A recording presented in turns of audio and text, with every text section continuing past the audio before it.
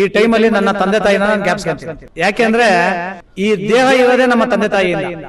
ನಮ್ಮ ಸುರೇಶ್ ಅಣ್ಣ ಅವ್ರದ್ದು ಜನ್ಮದಿನ, ಒಂದು ಅರ್ಥಪೂರ್ಣವಾದಂತ ಹುಟ್ಟುಹಬ್ಬವನ್ನ ಇಲ್ಲಿರ್ತಕ್ಕಂಥ ಎಲ್ಲಾ ದೇವ್ರ ಮಕ್ಕಳ ಜೊತೆ ಆಚರಣೆ ಮಾಡಿ ನಿಮ್ಗೆ ಎಲ್ರಿಗೂ ಕೂಡ ಪ್ರಸಾದ ವ್ಯವಸ್ಥೆ ಮಾಡ್ಕೊಂಡಿದ್ದಾರೆ.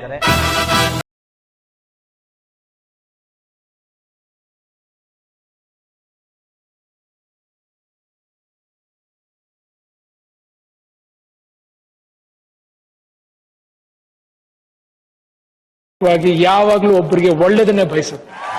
I mean it.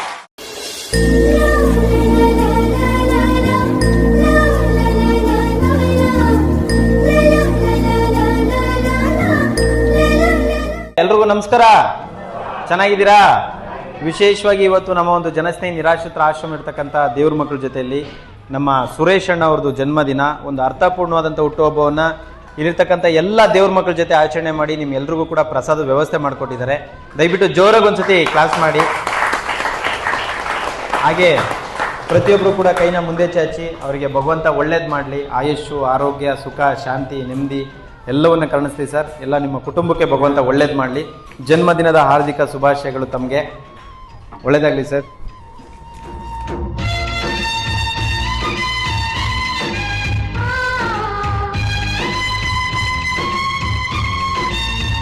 ಯಾಕಂದ್ರೆ ನಾನು ಈ ವಿಶೇಷದಲ್ಲಿ ಮಾತಾಡ್ತೀನಿ. ಏನಂದರೆ ಈ ಟೈಮಲ್ಲಿ ನನ್ನ ತಂದೆ ತಾಯಿನ ನಾನು ಜ್ಞಾಪಿಸ್ಕೊಂತೀನಿ.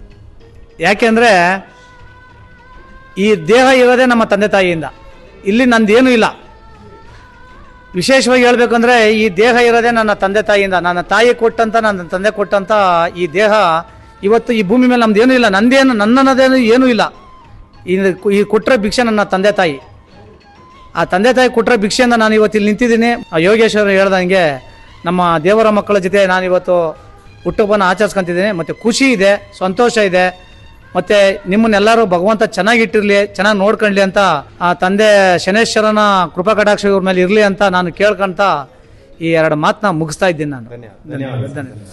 ಶಿವನು ಮೇಲೆ ನೋಡಿರುವ ಜನರು ಮಾಡೋ ಕಾಯಕವ ನಿಜದ ಅಂಕೆ ನೀಡಿರುವ ತಿಳಿಯು ಶಿವನೇ